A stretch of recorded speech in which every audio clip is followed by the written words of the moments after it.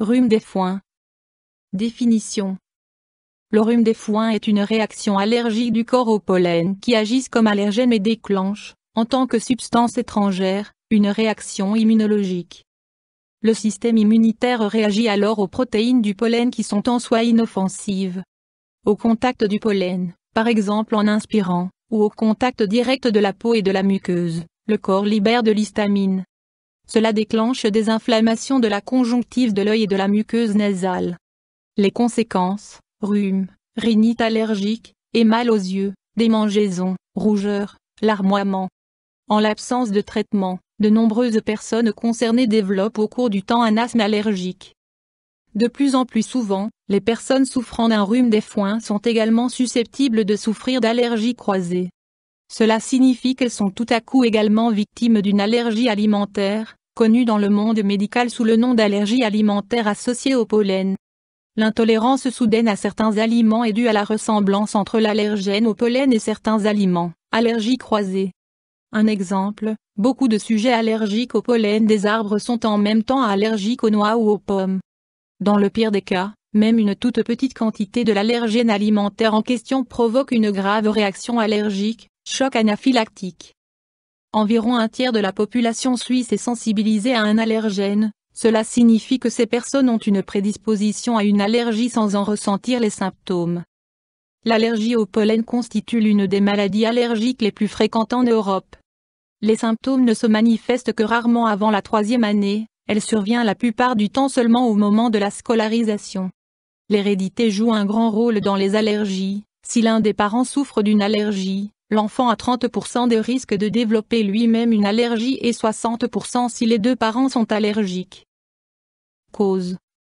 Il y a une prédisposition à l'allergie au pollen. 3 groupes des pollens constituent les principales causes du rhume des foins. Les arbres qui pollinisent tôt, entre février et mai. Les graminées et céréales, entre mai et juillet ainsi qu'à partir de la mi-août jusqu'à la mi-septembre. Certaines herbacées au début de l'automne. En raison du réchauffement climatique, les sujets allergiques sont concernés de plus en plus tôt, parfois même dès le mois de décembre. Autre cause des rhumes allergiques. Acariens dans la poussière de la maison. Champignons de moisissure, spores. Poils d'animaux. Ces allergènes sont bien évidemment présents toute l'année. Allergies croisées fréquentes. Allergie au pollen des arbres et pommes, abricots, poires, noix, curry, noisettes, cerises, kiwis, amandes, piments, pêches, céleri. Allergie au pollen des graminées et cacahuètes, céréales, légumineuses, pommes de terre, melons, soja, tomates. Allergie au pollen d'armoise et anis, basilic, aneth, estragon, fenouil, camomille, carottes, poivrons, persil, céleri. Cette liste n'est pas exhaustive, il y a de nombreuses autres associations. D'autres allergènes, comme la pollution atmosphérique et la fumée de tabac, provoquent de plus en plus des réactions allergiques au niveau des voies respiratoires et des yeux. Troubles, symptômes. Symptômes nasotypiques. Nez coulant avec une sécrétion claire et aqueuse. Nez bouché par la muqueuse gonflée. Crise d'éternuement. Démangeaison. Symptômes oculaires. Rougeur. Démangeaison. Brûlure. Sensibilité à la lumière. Larmoiement.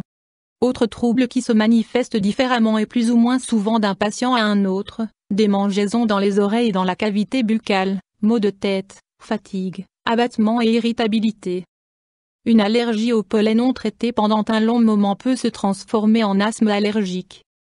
Symptômes typiques d'une allergie alimentaire associée au pollen, allergie croisée.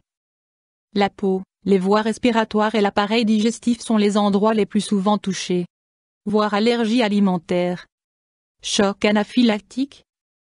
Dans les cas très graves, on peut constater une chute de la pression artérielle, choc anaphylactique, ce qui constitue un cas d'urgence absolue. C'est la raison pour laquelle les sujets allergiques devraient impérativement avoir toujours sur eux un passeport ainsi qu'un set d'urgence. Examen, diagnostic. Anamnèse, en y intégrant les symptômes.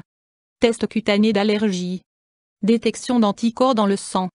Test de provocation. De faibles quantités de l'allergène suspecté sont apposés, inhalés, dans le nez ou les poumons ou sur la conjonctive de l'œil, le tout sous surveillance médicale.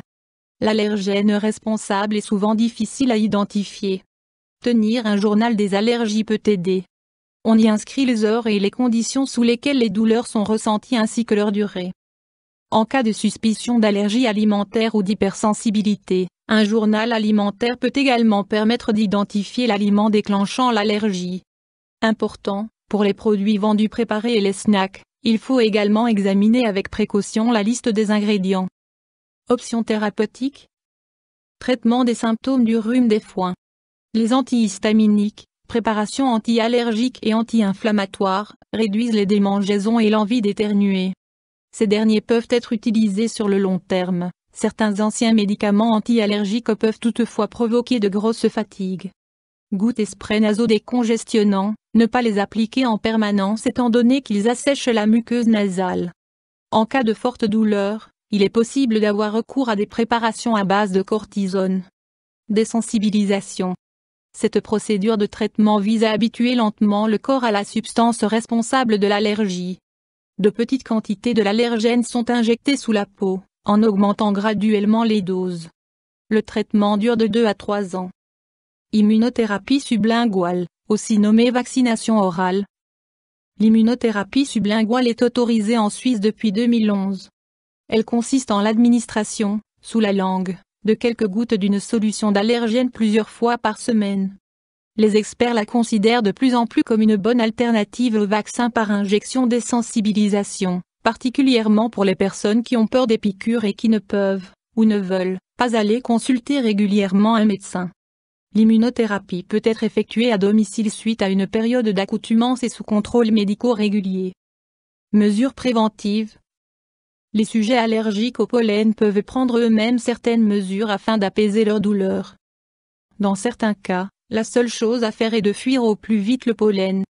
Les prévisions polliniques sont livrées dans les quotidiens, à la radio ou par les divers services polliniques disponibles sur Internet.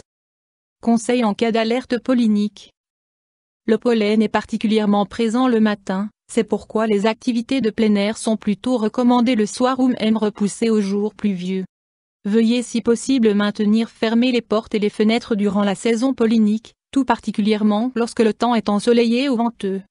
Mettre un grillage anti-pollen aux fenêtres. Pourvoir de filtres à pollen le dispositif d'aération. Se protéger les yeux à l'aide de grosses lunettes bien collées au visage. Se doucher le soir et se laver les cheveux tous les jours afin de se débarrasser du pollen. Changer chaque jour de vêtements et ne pas conserver les vêtements portés dans la chambre. Des compresses froides aident à soulager les yeux qui brûlent. Arrêter de fumer, l'irritation continue des voies respiratoires aide les allergènes à attaquer encore plus les muqueuses. Solution de sel physiologique pour rincer le pollen du nez. La mer et la haute montagne sont des régions presque sans pollen, d'où l'éventualité d'y passer ses vacances dans la mesure du possible. Le sujet allergique devrait non seulement avoir avec lui son passeport d'allergie qui mentionne tous les allergènes mais aussi un set d'urgence. On peut se le procurer, avec les instructions adéquates, auprès de son médecin ou en pharmacie sur ordonnance. Important, les partenaires, collaborateurs, camarades de classe, responsables et collègues doivent être au courant de l'allergie et connaître les mesures à prendre en cas d'urgence. Cela signifie qu'ils doivent également être aptes à se servir du set d'urgence. Le set d'urgence comprend seringue avec injection d'adrénaline, antihistaminique à action rapide sous forme de médicaments, éventuellement de gouttes, préparation à base de cortisone sous forme de médicaments. YouTube Dr Alabé.